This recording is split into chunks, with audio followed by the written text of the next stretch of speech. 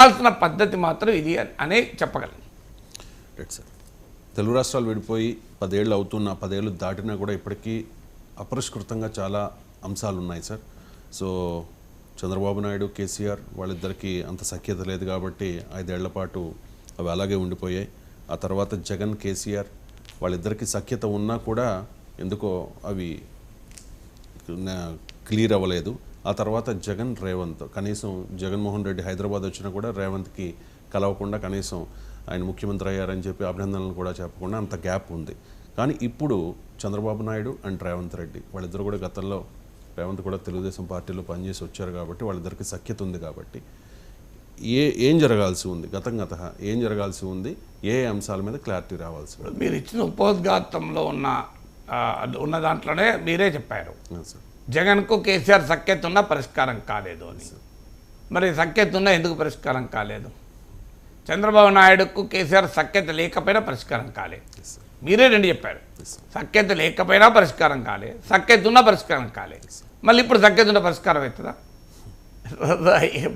ఇప్పుడు ఇక జగన్ రేవంత్ ఉన్నది పీరియడే అసలు లేదు కదా.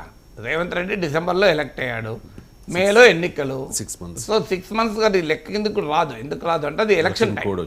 సో కోడ్ అప్పుడే కోడ్ ఇష్యూ కాదు, కోడ్ ఉండడం కోడ్ అప్పటికి రాలే. కానీ డిసెంబర్లో ఆంధ్రప్రదేశ్లో కోడ్ ఎక్కడిది. కానీ సమస్యల్లా అది ఎలక్షన్ టైం.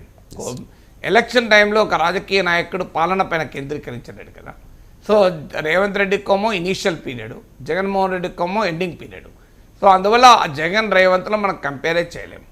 అందువల్ల మీరు చెప్పిన దాని ప్రకారమే చంద్రబాబు నాయుడు కేసీఆర్ మధ్య సఖ్యత లేనప్పుడు పరిష్కారం కాలే, జగన్ కేసీఆర్ల మధ్య సఖ్యత ఉన్నా పరిష్కారం కాలే. అంటే దాని అర్థం ఏంటి? 2 రాష్ట్రాల మధ్య ఉండే విభేదాలు ముఖ్యమంత్రుల వ్యక్తిగత సంబంధాలతో సంబంధం లేదు, సఖ్యతతో సంబంధం లేదు. రేవంత్ రెడ్డి అయినా చంద్రబాబు నాయుడు అయినా తమ రాష్ట్రాల ఇంట్రెస్ట్లకు రిప్రజెంట్ చేస్తారు. సో ఎందుకంటే ఇప్పుడు ఉదాహరణకు తెలంగాణ అడుగుతోంది, తెలంగాణ ఆంధ్ర మధ్య ఒక వివాదం, నదీ జలాల పంపిణీ, ఒక ప్రధాన ఈ ఆస్తుల పంపిణీ ఒక వివాదము, అలాగే కొన్ని బకాయిలు, ఉద్యోగులు, ఇవన్నీ చిన్న చిన్న విషయాలు, కార్పొరేషన్లు విడగొట్టడము. ప్రధానమైన సమస్య నదీ జలాలు కదా. సో నదీ జలాలు ఏంటి? నది అంతకుముందు బచావత్ ట్రిబ్యునల్, ప్రజేష్ కుమార్ మిశ్రా ట్రిబ్యునల్ కృష్ణా నదీ జలాల్ని పంపిణీ చేసింది. ఎప్పుడైనా నదీ జలాల్ని పరివాహక రాష్ట్రాల మధ్య పంపిణీ ఉంటుంది. ఇప్పుడు కృష్ణా నదీ జలాల్ని మహారాష్ట్ర, కర్ణాటక, ఉమ్మడి ఆంధ్రప్రదేశ్ల మధ్య ప్రజేష్ కుమార్ మిశ్రా ట్రిబ్యునల్ పంపిణీ చేసింది. తెలంగాణ ఏర్పడ్డాక తెలంగాణ పెట్టిన వాదన ఏంటంటే కృష్ణానదీ జలాల్లో తెలంగాణకు అన్యాయం జరుగుతోంది. కృష్ణా పరివాహక ప్రాంతమేమో తెలంగాణలో ఎక్కువ, శ్రీశైలంలో ఎంటర్ అయి నాగార్జున సాగర్ వరకు కూడా కృష్ణానది తెలంగాణలోనే ప్రవహిస్తుంది. అక్కడ నుంచి ప్రకాశం బ్యారేజ్ దాటి అంశల దీవి వరకు అనుకుంటాను కృష్ణానది ఆంధ్రలో ప్రవహిస్తుంది. సో ప్రధానమైన పరివాహక ప్రాంతం అంతా తెలంగాణలో ఉంది. కానీ తెలంగాణలో వాడే నీరు చాలా తక్కువ. కృష్ణానది వాటర్ను తెలంగాణ వినియోగించేది చాలా తక్కువ. అందువల్ల నీళ్లు, నిధులు, నియామకాలే మా ట్యాగ్లైన్ తెలంగాణ ఉద్యమానికి. అందువల్ల గోదావరి విషయంలో పంచాయతీ లేదు, ఎందుకంటే గోదావరిలో నీరు పుష్కలంగా ఉంది కనుక గోదావరి విషయంలో పంచాయతీ లేదు. గోదావరి విషయంలో ఏటా 3-4 వేల టీఎంసీలు సముద్రంలో కలిసిపోతాయి. పోలవరం విషయంలో కూడా అప్పుడు తెలంగాణ వ్యతిరేకించింది గోదావరి నీళ్ళను తీసుకెళ్ళటానికి వ్యతిరేకం కాదు. పోలవరం అనేది 2 లక్షల మంది గిరిజనులను ముంచేస్తుంది. 7 మండలాల్ని తెలంగాణలో ఇప్పుడు ఆంధ్రప్రదేశ్లో కలిపిన ముంపు మండలాలను ముంచేస్తుంది కనుక దీనికి ప్రత్యామ్నాయమైన డిజైన్లు, అంటే పోలవరం ద్వారా వచ్చే ప్రయోజనాలు పొందుతూ ఈ ముంపు పరిస్థితిని తగ్గించేటువంటి ప్రత్యామ్నాయ డిజైన్లు ఉండాలన్నదే ఆ రోజు కూడా చర్చ. కానీ గోదావరి నదీ జలాలు ఏదో ఆంధ్రకి వెళ్ళిపోతున్నాయని కాదు. అందువల్ల కృష్ణానదీ జలాల విషయంలోనే పేచి. అది తెలంగాణ వచ్చాక ఏమన్నారంటే, అయ్యా ఇది ప్రజేష్ కుమార్ మిశ్రా ట్రిబ్యునల్ తెలంగాణ రాకముందు ఉమ్మడి రాష్ట్రంలో జరిగిన కేటాయింపులు. ఇప్పుడు మేము కూడా ఒక రాష్ట్రం, మరి మేము కూడా ఒక స్టేక్ హోల్డర్ కదా. అందువల్ల తెలంగాణను కూడా దృష్టిలో పెట్టుకొని పునః పంపిణీ జరగాలి అని తెలంగాణ కోరింది. దీనిపైన ఏకంగా సుప్రీంకోర్టు కూడా వెళ్ళింది. అప్పుడు కేంద్ర ప్రభుత్వం ఇచ్చిన హామీ ఏంటంటే, మీరు సుప్రీంకోర్టులో పిటిషన్ విత్డ్రా చేసుకోండి, మేము మీకు సమస్య పరిష్కరిస్తామన్నారు. తెలంగాణ ప్రభుత్వం నాకు గుర్తున్నంత వరకు సబ్జెక్టు కరెక్షన్ విత్డ్రా కూడా చేసుకున్నది, కానీ ఇప్పటివరకు కాలేదు. అంటే కృష్ణా నదీ జలాల్లో 50% వాటాను తెలంగాణ అడుగుతోంది. చంద్రబాబు నాయుడు రేవంత్ రెడ్డి మధ్య సఖ్యత ఉన్నది, చంద్రబాబు నాయుడు ఒప్పుకుంటాడా? సో తెలంగాణ డిమాండ్ ఏంటంటే మా కృష్ణా ప్రవహించేది ఇక్కడే కదా, ఉమ్మడి రాష్ట్రంలో తెలంగాణ వాళ్ళు ముఖ్యమంత్రులుగా ఉన్నది చాలా కొద్ది సమయం, హయ్యెస్ట్ పీరియడ్ ఆంధ్ర ముఖ్యమంత్రులే ఉన్నారు, మాకు అన్యాయం జరిగింది అన్నది తెలంగాణ ఉద్యమ వాదన. ఇప్పుడు చంద్రబాబు నాయుడు ముఖ్యమంత్రి ఆంధ్రప్రదేశ్కున్నాడు, మరి తెలంగాణ ఇది వాదన కరెక్టే, రేవంత్ రెడ్డి నా మిత్రుడే తెలంగాణ ముఖ్యమంత్రిగా ఉన్నాడు అని చెప్పి 50% కృష్ణానదిలో వాటా ఇవ్వమనండి, తెలంగాణ ప్రజలు సంతోషపడతారు కదా, జేజేలు పలుకుతారు చంద్రబాబు నాయుడుకు. సో అలా ఇస్తారా?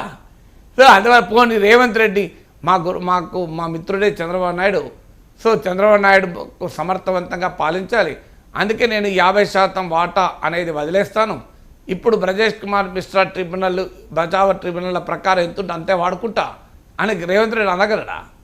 అందుకే వ్యక్తుల మధ్య సఖ్యత ఈ సమస్య పరిష్కారం కాదు అని చెప్పేది. సో ఇప్పుడు ఈ సమస్యకు 2 రాష్ట్రాలు ఇచ్చిపుచ్చుకునే వైఖరిలో ఉండాలి. కానీ సమస్య ఎక్కడ వస్తుంది? అది పాలిటిక్స్లో సాధ్యం కాదు. ఎందుకంటే ఇక్కడ అక్కడ ప్రాంతీయ అభిమానము, దురభిమానము, విద్వేషాలు రగల్చడానికి రాజకీయ శక్తులు సిద్ధంగా ఉంటాయి. ఎందుకంటే అది ఆ రకమైన స్వభావాలు ఉన్న వాళ్ళు చాలామంది ఉంటారు. ఇప్పుడు నేను ఆంధ్రప్రదేశ్ రాజకీయాలపైన మాట్లాడితే నా పైన అటాక్ అదే కదా, నువ్వు తెలంగాణ వాడివి, ఆంధ్రప్రదేశ్ గురించి ఎందుకు మాట్లాడుతావు, నీకేం పని మా రాష్ట్రం గురించి అంటూ ఎవరంటున్నారో నేను వేరే చెప్పాల్సిన అవసరం లేదు. వాళ్ళు నా మీద రోజు అటాక్, తెలంగాణ వాడివి నువ్వు ఎందుకు మాట్లాడుతావు అంటారు. అంటే ఆంధ్రప్రదేశ్ రాజకీయాల గురించి కూడా మాట్లాడే హక్కు తెలంగాణ వాళ్ళకు లేదు అనే వైఖరి ప్రదర్శిస్తున్న సమయంలో ఏ రకంగా సమస్యల పరిష్కారం అయితే?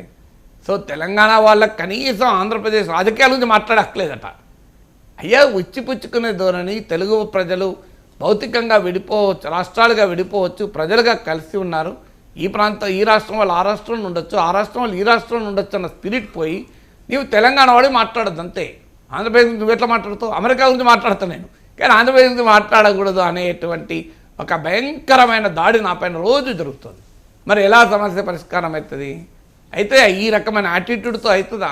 అంటే మేము డామినేట్ చేస్తాం, మా ఇష్టం వచ్చినట్టు మేము డామినేట్ చేస్తాం అంటే యాటిట్యూడ్ కాదు.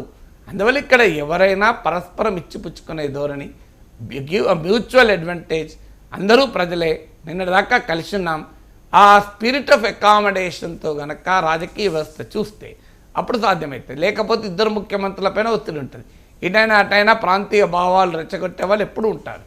సో అందువల్ల కాస్తంతా రాజీ పడ్డా చాలా పెద్ద సమస్యగా మారిపోతుంది. అందువల్ల అల్టిమేట్గా దీనిపైన ఎంపైర్గా ఉండాల్సింది కేంద్రం మాకెందుకు ఈ పంచాయతీ, మేము ఎటుంటే మాకు అక్కడ ఆంధ్రప్రదేశ్లో రాజకీయాలు కావాలి, తెలంగాణలో రాజకీయాలు కావాలి కేంద్రం, అందుకే ఇవి అపరిష్కృతంగా ఉన్నాయి. ఇప్పుడు నేను ఎంపైరింగ్ డిసిషన్ తీసుకొని ఉంటాడు, తెలంగాణ ఆంధ్ర ఇచ్చిపుచ్చుకునే వైఖరి సాధ్యం కావడం లేదు, అందుకే సమస్యలు 10 ఏళ్ళైనా కూడా అపరిష్కృతంగా ఉండటానికి కారణం అది. సో అందువల్ల ఎవరో ఒకరు 2 తెలుగు రాష్ట్రాలన్నా ఇచ్చిపుచ్చుకునే ధోరణి, పరస్పరం రెస్పెక్ట్ చేసుకునే ధోరణి, ఒకరిపైన ఒకరు ఆధిపత్యాన్ని చెలాయించని ధోరణి ప్రదర్శించాలి. లేదా కేంద్ర ప్రభుత్వం అన్న సమన్యాయాన్ని పాటిస్తూ ఏది ధర్మం ఏది న్యాయం, సో అది ప్రదర్శించాలి. అది కేంద్ర ప్రభుత్వము తమ రాజకీయ ప్రయోజనాలకు చేయదు. ఎందుకు చేయదు అంటే మీరు ఆంధ్రప్రదేశ్ సహకరించారని తెలంగాణలో బీజేపీని ఎక్కేస్తారు, లేదంటే ఆంధ్రాలో ఎక్కేస్తారు. సో అన్నిట్లో కూడా రాజకీయాలు వచ్చి ఈ సమస్యలు పరిష్కారం కాకుండా ఇలాగే మిగిలిపోతాయి. బట్ స్టిల్ ఇద్దరు ముఖ్యమంత్రులు కలవడాన్ని ఆహ్వానించాలి. ఇద్దరు ముఖ్యమంత్రుల మధ్య ఉన్న వ్యక్తిగత సౌహార్ద సంబంధాలు 2 తెలుగు రాష్ట్రాల సమస్యల పరిష్కారానికి దోహదం చేస్తానని ఆశించుదాం. నదీ జలాల విషయంలో కానీ, ఆస్తుల పంపకం విషయంలో కానీ, అక్కడ కొంతమంది మిగిలిపోయిన ఉద్యోగుల పంపిణీ విషయంలో కానీ, ఇలా వివిధ అంశాలపైన సహకరించుకునే ధోరణి ఉంటే చాలా సంతోషం కదా. Right sir. ఇక బీఆర్ఎస్ నుంచి కాంగ్రెస్లోకి